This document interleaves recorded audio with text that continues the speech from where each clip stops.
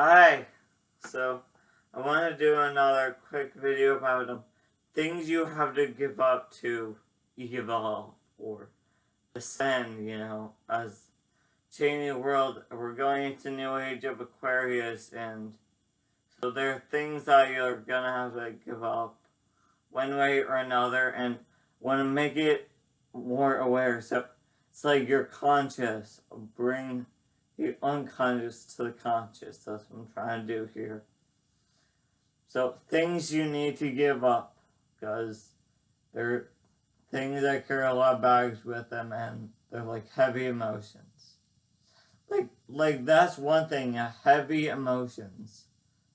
Always try to, if you do a misdemeanor or like, I don't know, folkways, something that could be like offensive towards others. That's offensive towards others, or yeah, you just did something where you don't feel good about what you did. Try to like minimize it or counterbalance it by I don't know, apologizing, or I don't know. It just has to do with the emotions you feel. Like you feel guilty, or let's see, guilt and I guess shame, embarrassment,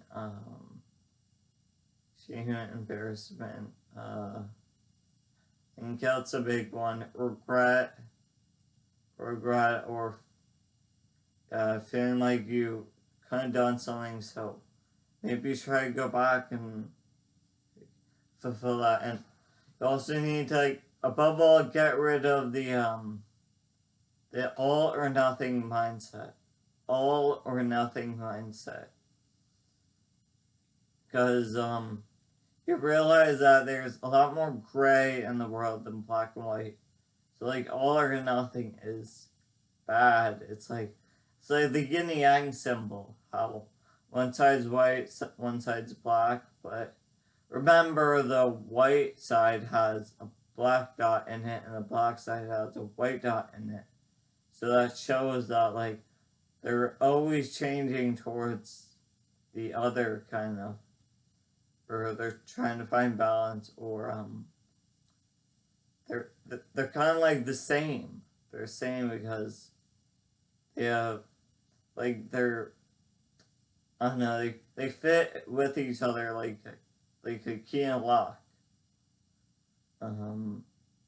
So yeah, get rid of the all or nothing mindset, because I mean, viewing that you can't just do a little to start, like that's expecting immediate results. Because I've read stories about some people, they start some new studying of whatever course, like maybe it's math, or I don't know, robotics, rocketry, astronomy, cooking.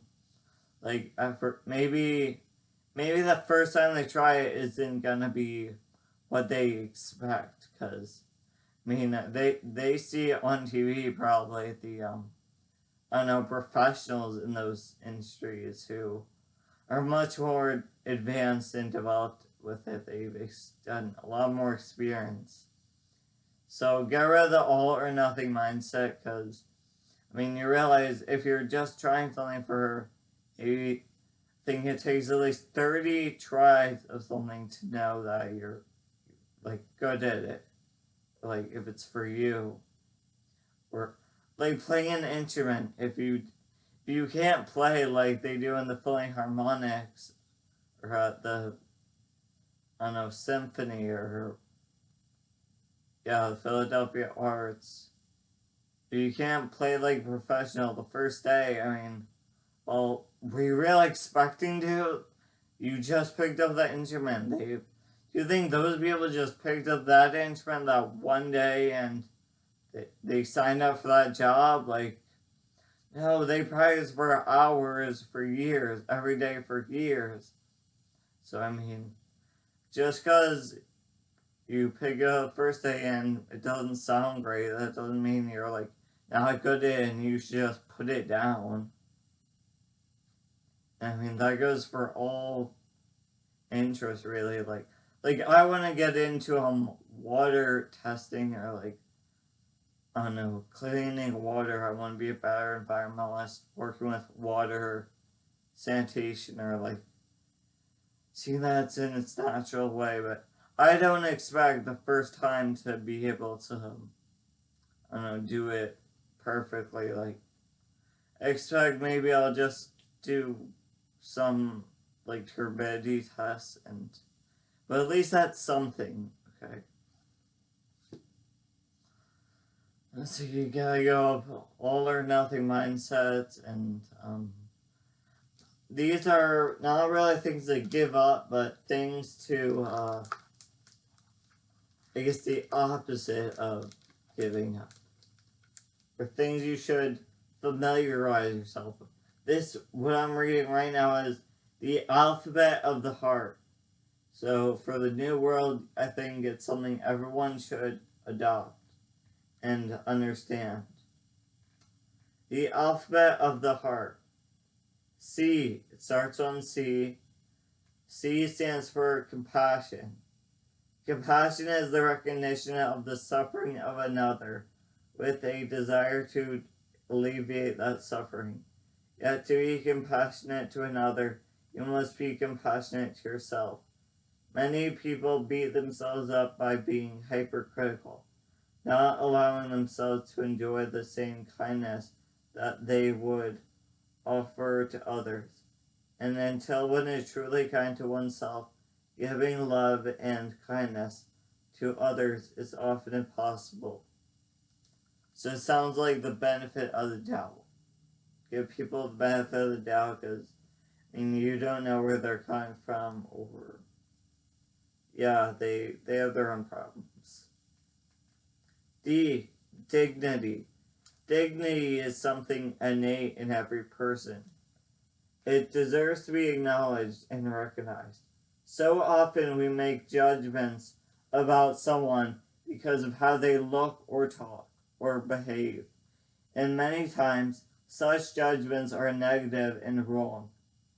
We have to look at another person and think, they are just like me. They want what I want, to be happy.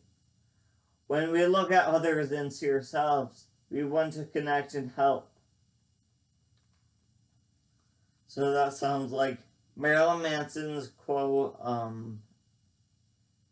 It was, people tend to associate anyone who looks or behaves differently with illegal or immoral acts.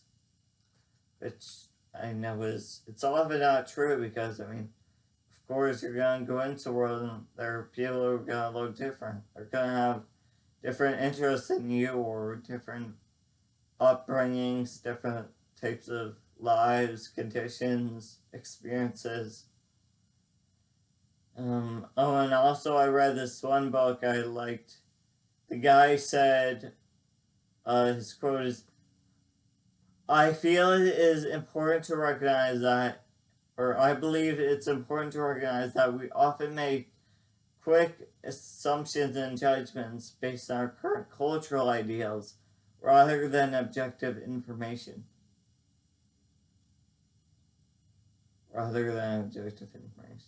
Yeah, so you shouldn't judge a person until you, like August Finch, didn't he say, don't judge a person until you spend at least 2 days in his shoes.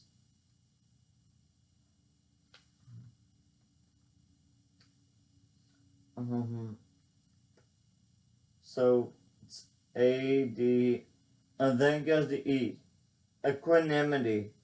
Equanimity is to have an evenness of temperament, even during difficult times.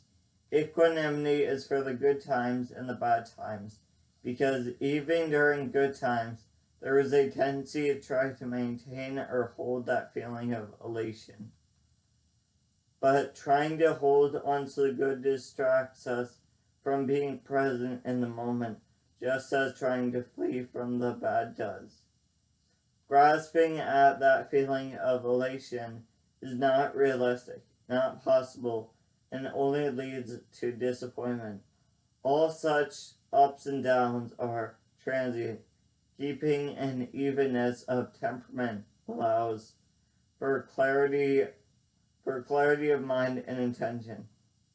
So E is equanimity. And how it's a little hard to grasp, but kind of sounds like letting go of attachment, not trying to hold on to things, just enjoying them while they're here, then saying, okay, that was nice while it lasted. Like Dr. Seuss said a quote, don't cry because it's over, smile because it happened. Equanimity. Having a calm mind, staying calm and not panicking when things don't go your way. F is forgiveness. Forgiveness is one of the greatest gifts one can give to another. It is also one of the greatest gifts we can give to ourselves. Many have used the analogy that holding anger or hostility against another you feel has wronged you is like drinking poison and hoping it killed the other person. It doesn't work. It poisons you. It poisons your interactions with others. It poisons your outlook on the world. Ultimately, it makes you the prisoner in a jail where you hold the key, yet won't unlock the door. The reality is that each of us in our lives has wronged others. We are frail, fragile beings who, at various times in our lives, have not lived up to our ideal and have injured or hurt another. So, forgiveness. G, gratitude. Gratitude is the recognition of the blessing that your life is. Even with all its pain and suffering, it takes little effort to see how so many in all the world are suffering and in pain. The recognition of the blessing that your life is, even with all its pain and suffering. It takes little effort to see how so many in the world are suffering and in pain. People whose circumstances allow little hope of a better life. Too often, especially in Western society, we look at each other and feel jealous or envious. Simply taking a few moments to have gratitude has a huge effect on your mental attitude. You suddenly recognize how blessed you are. That's good. H. H is humility, an attribute that for many is hard to practice. We have pride about who we are or what we have accomplished. We want to tell and show others how important we are, how much better we are than someone else. The reality is that such feelings are actually a statement of our own insecurity. We are searching for acknowledgement of worth outside of ourselves. Yet doing so separates us from others. It's like being put in solitary confinement, and it's a lonely place to be. It is only when we recognize that, like us, every person has positive and negative attributes, and only when we look at one another as equals that we can truly connect. It is that connection of common humanity that frees us to open our heart and care unconditionally, to look at another as an equal. During this story in this book, this is a true story.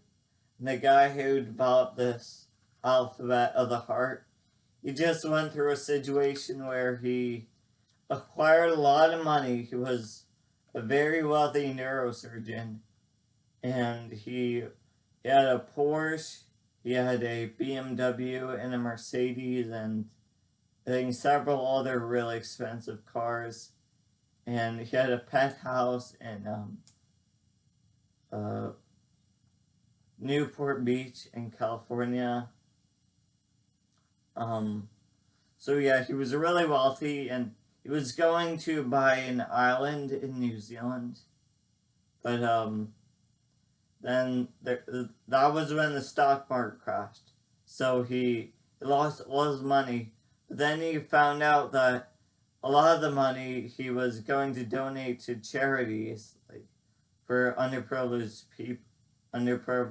people like poverty.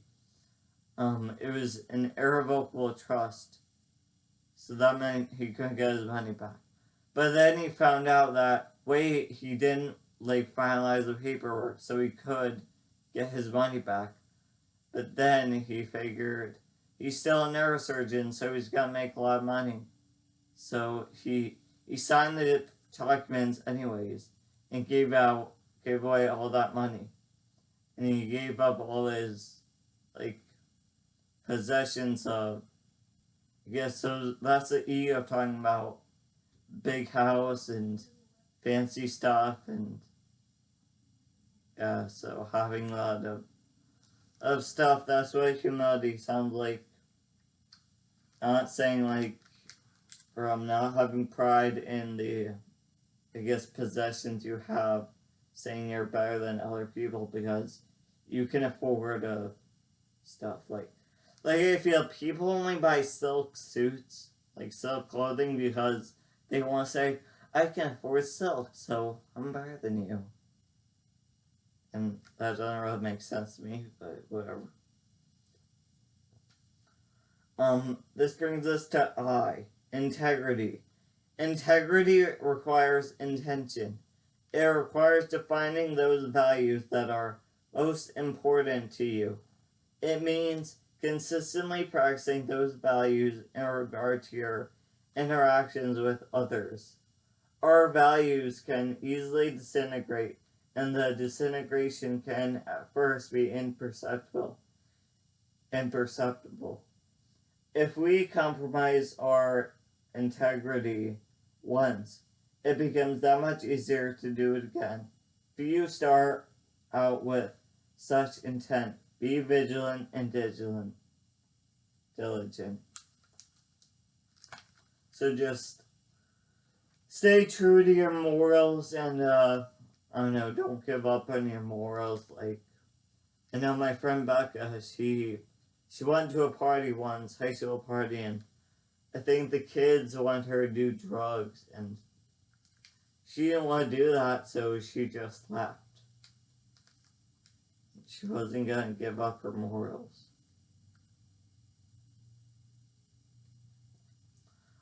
J, justice. Justice is a recognition that within each of us there lives a desire to see that right to be done, right to be done, right be done. It is easier when we have resources and privilege to have justice. Yet we need to guard justice for the weak and the vulnerable. It is our responsibility to seek justice for the vulnerable, to care for the weak, to give to the poor. That is what defines our society and our humanity and gives meaning to one's life. Yeah, that's justice. Like, this guy, when he was a kid, he was, during summer, riding his bike, going by a church, schooling, and I guess there was summer school in session. So those are the kids who needed summer school. And he saw a bully on the courtyard, beating up a smaller kid with glasses. And so the other kid had a bloody face, so he stepped in, even though he had to do summer work. He didn't have to do summer school. He stepped into the courtyard and stood up to the bully, and so he let the kid with glasses that was bleeding run away. And I don't know what that kid did, but so the guy who wrote this book, He stood up to the bully, and all he did was stand his ground and stare into the bully's eyes. And he took a couple deep breaths, and he thought about the bullies, like how much the bully must be hurting, because when you're doing that to another human being, that must be really, I don't know, like, you're hurting yourself, or, I don't know, you must be doing it just because you have anger that you need to get out. And then the bully, without even touching him, he said, "What a waste." So he diffused the situation. That's the point. Justice. So that brings us to K. K is for kindness. Kindness is a concern for others and is often thought of as the active component of compassion. A desire to see others cared for with no desire for personal benefit or recognition. The extraordinary thing is that research is now finding that your act of kindness not only benefits those who receive your kindness, but benefits you as well. The act of kindness ripples out and makes it more likely that your friends and those around you will be kinder. It is a social contagion that puts our society right, and ultimately kindness returns back to us, and the good feelings it generates and how others treat us with kindness. Sounds like karma. Karma, you get back what you put out. He also said it does make it easier for, like, your friends to be kind and use compassion towards others.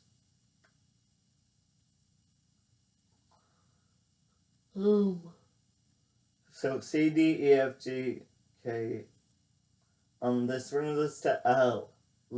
L is love. Love, when given freely, changes everyone and everything. It is love that contains all virtues. It is love that heals all wounds. Ultimately, it is not our technology or our medicine, but our love that heals. And it is love that holds our humanity. And that's it. That's the alphabet of the heart. That's C for compassion. C for compassion. D for dignity. E for equanimity. Keeping a calm, cool mind. Using that yang energy to self-control, yeah. Now going into emotions. F for forgiveness. F for forgiveness, realizing that other people can do wrong to you, but we all do wrong to people. G, gratitude. H, humility. I, integrity, sticking true to your morals, values. J, justice. K, kindness. L, love. That's probably the most important one. And now it says, this mnemonic connects me to my heart and allows it to open. It allows me to begin each day with intention and purpose. And throughout the day, when I am stressed or feel vulnerable, it centers me in the place I wish to be. It is the language of my intention. It is the language of the heart. If Ruth, the woman who taught him all this stuff that she calls magic, if Ruth were here, I think she might discover that I had finally learned to open my heart. And that has made all the difference. This book's called Into the Magic Shop by Dr. James Doty. Dr. James Doty. It says, a neurosurgeon's quest to discover the mysteries of the brain and the heart, and the secrets of the heart. So what else do you need to give up?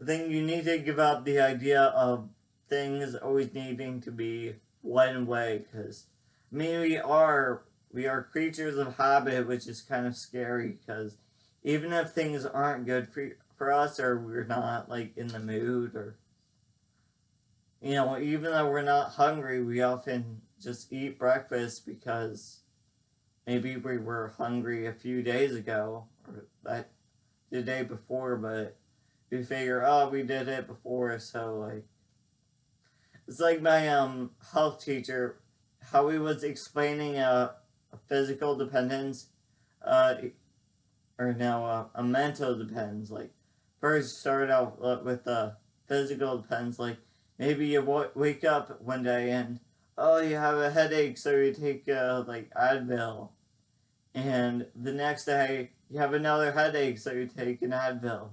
Next day you have another headache, so you take an Advil.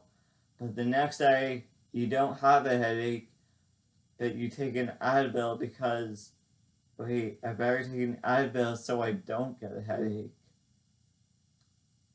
So, I mean, now you're physically dependent or mentally dependent on it.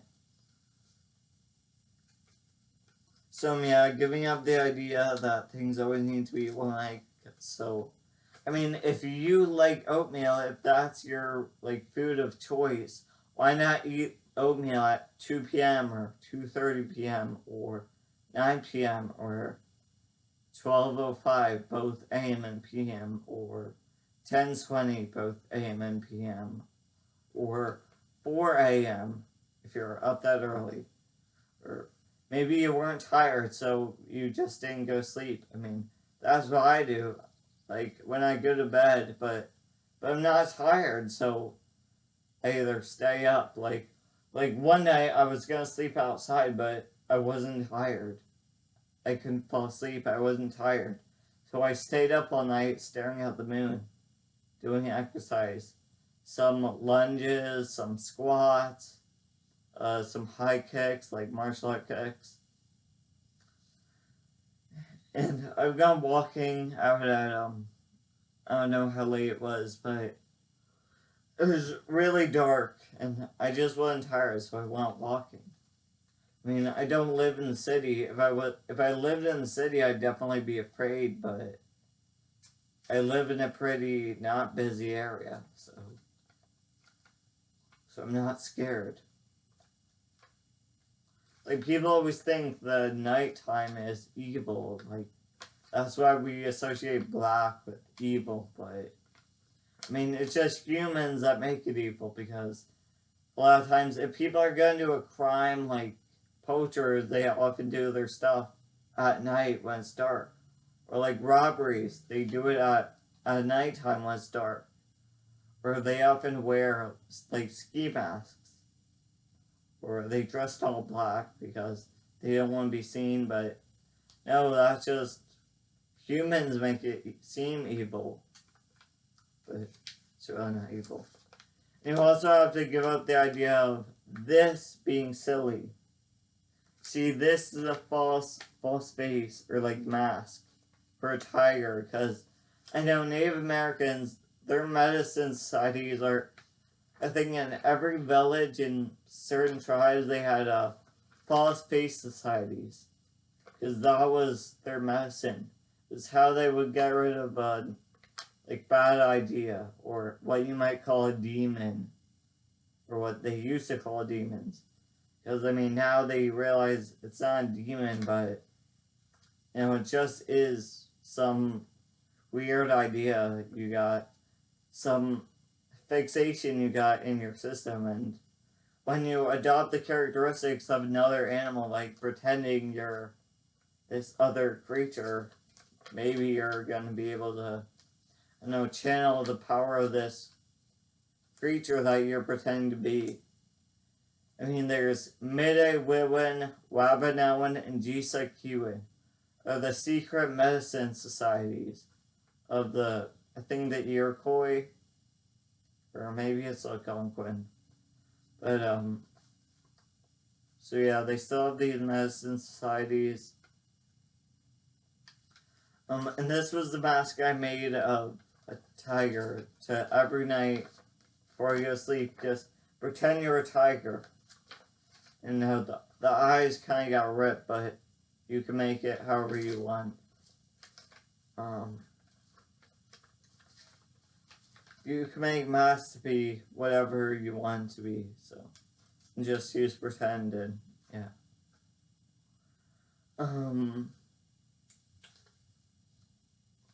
So you have to give up the idea of it being silly because I don't know, maybe it just looks different, but I mean, I bet it was some people thought it was silly when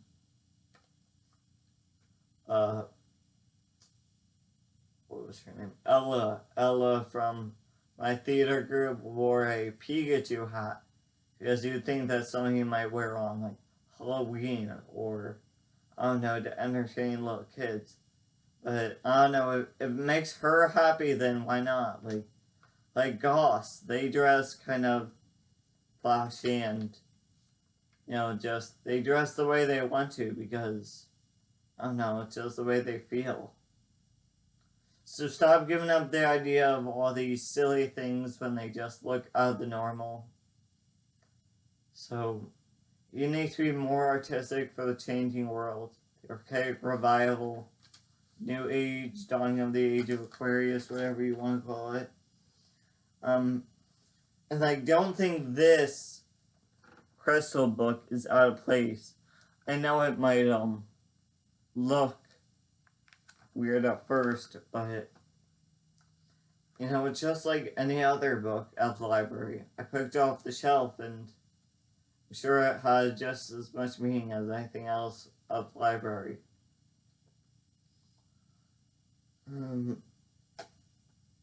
So that was the alphabet of the heart. Starts on C, D, E, F, G, H, I, J, K, L, ends in love. Yeah, so things you have to give up in order to evolve. Give up the all or nothing mindset, definitely. The all or nothing mindset, I think, is the biggest thing people need to give up. That's sort of stupid. Like when I tell people I can speak Russian or whatever, I can speak whatever language, they go, fluently? You mean fluently? And no, maybe not like fluently, because I mean that takes a lot of practice. So as you try to learn a new language, I mean if you're not gonna be able to speak it like fluently, that doesn't mean there's absolutely no point in learning